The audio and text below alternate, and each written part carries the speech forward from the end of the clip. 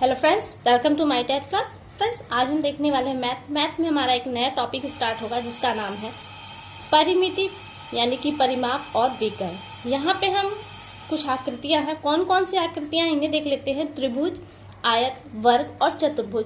इन आकृतियों की आपसे परिमाप पूछा जाएगा और इनका विकर्ण। कहाँ पे विकर्ण है, ऐसा नहीं कि सारी आकृतियों में आपसे विकर्ण पूछा जाएगा। जहाँ पे विकर्ण बनता है वहीं पे पूछा जाएगा, अन्यथा नहीं।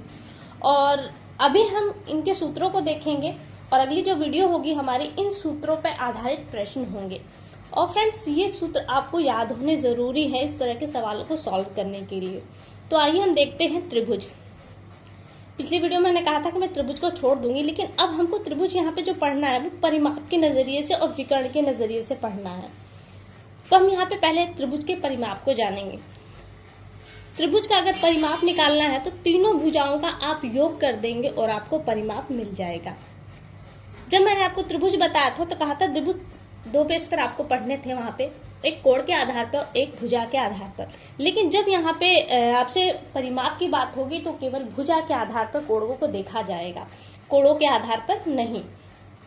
तो त्रिभुज में आपने कितने तरह की भुजाओं के आधार पर पढ़ा था? तीन। पहला था समबाहु त्रिभुज, जिसमें तीनों भुजाएं आपकी बराबर होती हैं। ऐसे में आपसे त्रिभुज का परिमाप पूछे और सिर्फ एक भुजा का आपको माप दिया गया तो आप समझ जाइए कि अगर एक भुजा का माप 3 मीटर है तो बाकी दो भुजाएं उनका माप भी 3 मीटर होगा और तीनों हम योग कर देंगे तो हमें आंसर मिल जाएगा, यानी कि 3 मीटर हमारा परिमाप बन जाएगा। दूसरा जो होता है त्रिभुज में समबाहु त्रिभुज, समबाहु त्रिभुज जिसमें दो भुजाएं बराबर होंगी और एक भुजा अलग होगी। और ऐसे त्रिभुज में आपसे एक यहाँ का माप दिया जाएगा और एक यहाँ का माप दिया जाएगा और आपसे तीनों यानी कि परिमाप आपसे पूछा जाएगा। तो आप जानते हैं कि ये भुजा बराबर ये भुजा, तो इसका माप दे न दे आप इसी माप को यहाँ पे रख लेंगे और इसका परिमाप निकाल देंगे। अगला था हमारा विषम बाहु त्रिभुज, जिसमें सारी भुजाएं अलग अलग होती हैं। तो ऐसे में आपको तीनों भुजाओं का भुजाएं दी गई होंगी और आप उनके योग से उसका परिमाप निकाल लेंगे। तो ये हो गया परिमाप। अब कहेंगे तीनों भुजाएं त्रिभुज में कौन कौन सी होती हैं? तो त्रिभुज में एक होता है आधार, एक होता है लंब और एक होता है कर्ण। ये तीनों यानी कि लंब, कर्ण, आधार मिलकर आपका त्रिभुज बनती है और इनके तीनों भुजाओं को योग से जो हमें मिलता है वही उसका परिमाप कहलाता है। अब आगे आता है आयत। आयत को कहें तो आयत का परिमाप क्या है? आयत होता है क्या, पहले ये समझिए। आयत होता है जिसमें आमने सामने की भुजाएं बराबर होती हैं। यानी कि अगर ये भुजा 2 सेंटीमीटर की है तो ये भुजा भी आपकी 2 सेंटीमीटर की ही होगी। अगर इस भुजा की बात करें, अगर ये 4 सेंटीमीटर की है तो ये भुजा भी आपकी 4 सेंटीमीटर की ही होगी। यानी कि इनमें आमने सामने की जो भुजाएं होती हैं वो बराबर होती है और ये क्या कहलाता है? आपका आयत कहलाता है। तो यहाँ से आयत का अगर हम परिमाप की बात करें तो एक लंबाई और एक चौड़ाई को आप जोड़ दीजिए, जो मिलेगा उसमें आप 2 का गुणा कर दीजिए, यानी कि 2 गुणा ब्रैकेट में लंबाई प्लस चौड़ाई क्या हो जाएगा? आपका आयत का परिमाप। वहीं विकर्ण की बात आती है। विकर्ण से आपका प्रश्न आ चुका है सुपर टीटी और टीटी में।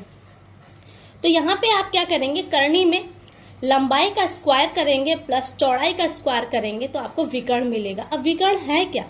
देखिए, जब इस कोने से इस कोने को हम मिला देते हैं ये ऐसे, तो ये हमें विकर्ण मिलता है। ये हमारी क्या है? विकर्ण।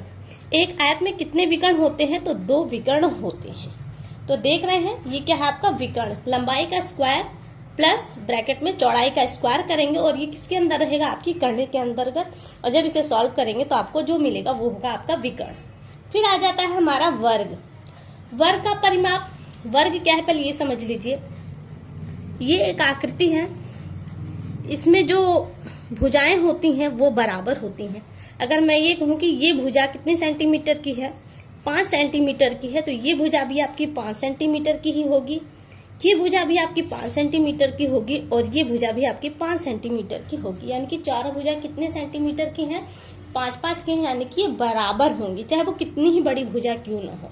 तो ऐसे में जब आपसे वर्ग का, इसे वर्ग कहेंगे और वर्ग का परिमाप पूछे तो 4 गुणित कोई एक भुजा, ये नहीं कि आप ये रखें वो रखें, लंबाई चौड़ाई ऐसा कुछ भी नहीं है, कोई भी, क्योंकि चारों भुजाएं बराबर हैं।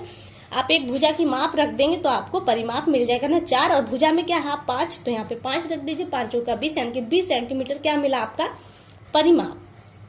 अब यहाँ पे विकर्ण की बात आती है। यहाँ पे विकर्ण क्या है? एक कोने से दूसरे कोने को मिला दीजिए, जो रेखा आपको प्राप्त होगी वो आपका विकर्ण कहलाएगा। और यहाँ पे क्या विकर्ण है, 2 विकर्ण है, और ये विकर्ण एक दूसरे पे लंब डालते हैं और ये 90 अंश का कोण बनेगा यहाँ पे, ये भी बात ध्यान दीजिएगा। और ये केवल वर्ग में बनेगा, आयत में ऐसा नहीं होगा, यहाँ पे 90 अंश का कोण बनेगा, ठीक है। और ये केवल किसमें बनेगा, वर्ग में। तो वर्ग का विकर्ण क्या है, भुजा, यानी कि कोई भी एक भुजा का माप यहाँ पे रख देंगे और करनी में 2 कर देंगे तो आपको क्या मिलेगा, विकर्ण मिलेगा। तो यहाँ से आपने किसको देखा, त्रिभुज, आयत और वर्ग। अब आ जाता है आपका चतुर्भुज। चतुर्भुज 3 तरह के होते हैं, सम चतुर्भुज, समांतर चतुर्भुज, समलंब चतुर्भुज। इनको थोड़ा समझना होगा। सम चतुर्भुज, सम शब्द से क्या आपको दिमाग में आ रहा है, सम यानी कि बराबर। चतुर्भुज एक ऐसा चतुर्भुज जिसकी जो चारों भुजाएं बराबर हो, जिसे एक दूसरी भाषा में आप वर्ग कह सकते हैं। वर्ग की चारों भुजाएं बराबर होती हैं और यहाँ पे सम चतुर्भुज की भी चारों भुजाएं बराबर होती हैं, लेकिन इनका शेप ऐसा नहीं होता, इनका शेप अलग होता है। जैसे ये आप देख रहे हैं ना, अगर किसी कागज की तिल्ली से हम बनाए, इसको थोड़ा सा हम इधर से दाब दे और थोड़ा सा इधर से, साइज वही रहेगा, जो शेप बनकर आएगा वो इस तरीके से बनकर आएगा। देखिए जी क्या है आपका समचतुर। यहाँ पर भी ये 5 सेंटीमीटर का है, ये भी 5 सेंटीमीटर, और ये भी 5 सेंटीमीटर का, ये भी 5 सेंटीमीटर का, लेकिन इसका जो शेप है वो बर्फी की तरह है, न कि इसकी तरह। यहाँ पे 90 अंश का कोण बनेगा, ये पक्का है, लेकिन यहाँ पे कितने अंश का कोण बनेगा ये पक्का नहीं है। और यहाँ पे जो चारों कोने होते हैं वो 90 अंश के होते हैं वर्ग में, लेकिन समचतुर्भुज में ऐसा नहीं होता। तो यहाँ पे आप क्या करेंगे, इसकी चारों भुजाएं बराबर है, इसलिए वर्ग का चतुर्भुज का जो परिमाप है वो वर्ग का परिमाप ही रहेगा, यानी कि 4 गुणित भुजा। लेकिन अब यहाँ पे अगर भुजा निकालनी हो तो ये देखिए इसका कर्ण पहले क्या है, विकर्ण। देखिए ऐसे जब इसको मिलाएंगे तो विकर्ण बनेंगे। और यहाँ पे जब आपको विकर्ण दिया गया हो और आपसे भुजा पूछा जाए तो आप क्या करेंगे, तो आप सोच रहे होंगे कि विकर्ण ये बार बार ये क्यों आ रहा है, भुजा हम क्यों निकालें, परिमाप की बात है। लेकिन जब आपसे परिमाप पूछा जाए और केवल विकर्ण दिया गया हो तो आप कैसे निकालेंगे, तो आपको पहले वहां भुजा निकालनी पड़ेगी। भुजा जब मिल जाएगी तो आप परिमाप निकाल लेंगे। तो यहाँ पे क्या है, डी एक पहला विकर्ण है और D2 दूसरा विकर्ण है। तो करनी में विकर्ण बटे में 2 और इसके ब्रैकेट में चला जाएगा पावर पे 2 प्लस दूसरा विकर्ण रखेंगे, इसके बटे में 2 करेंगे और ब्रैकेट में पावर पे 2 चला जाएगा। और ये सब किसके अंदर होगा, एक करने के अंदर। यानी कि यही क्वेश्चन जो यहाँ पे था ना आपका, ऐसी तरह का क्वेश्चन ये भी है, इसे भी आप सॉल्व करेंगे। इजी देखने में थोड़ा टेढ़ा लग रहा है, लेकिन जब सवाल को आप सॉल्व करेंगे तो काफी इजी है। तो यहाँ से आप भुजा निकाल लेंगे। अब आता है समांतर चतुर्भुज। समांतर चतुर्भुज को भी एक दूसरी लैंग्वेज में आप कहे तो आयत कह सकते हैं, जिसमें आमने सामने के क्या होते हैं, भुजाएं बराबर होती है। लेकिन यहाँ पे 90 अंश का कोण बन रहा है आयत में, लेकिन आपका समांतर चतुर्भुज में ये जो कोण बनेंगे वो 90 अंश के नहीं बनेंगे। यानी कैसा बनेगा, ये कुछ ऐसा बनेगा। ये देख रहे हैं ना, ये देखिए, ये आता है समांतर चतुर्भुज, यानी कि इसमें एक का अंतर होता है भुजाओं का। इसमें आमने सामने की जो भुजाएं होती हैं वो बराबर होती हैं, लेकिन इन दो भुजाओं के बीच में ये जो कोण होता है ये 90 अंश का नहीं होता। इसे हम समांतर चतुर्भुज कहते हो। इसका जो आप परिमाप का सूत्र बनेगा वो आयत के बेस पर बनेगा, यानी कि 2 एक लंबाई एक चौड़ाई को जोड़कर आप 2 का गुणा कर देंगे तो आपको परिमाप मिल जाएगा। अगला है समलंब चतुर्भुज। यहाँ पे क्या है, इसमें जो चारों भुजाएं है वो डिफरेंट रहेंगी। इसका आकार हम कुछ इस तरह से कह सकते हैं, ये है, ये लंब डालती हैं अपनी ही भुजाओं पर। तो इसका परिमाप निकालने के क्या होगा, आपको चारों भुजाओं का योग करना पड़ेगा यहाँ पे, और दूसरा फॉर्मूला नहीं है। तो फ्रेंड्स ये कुछ फॉर्मूले हैं, इन्हें जब तक आप याद नहीं कर लेंगे आगे के सवाल को सॉल्व करना थोड़ा मुश्किल होगा।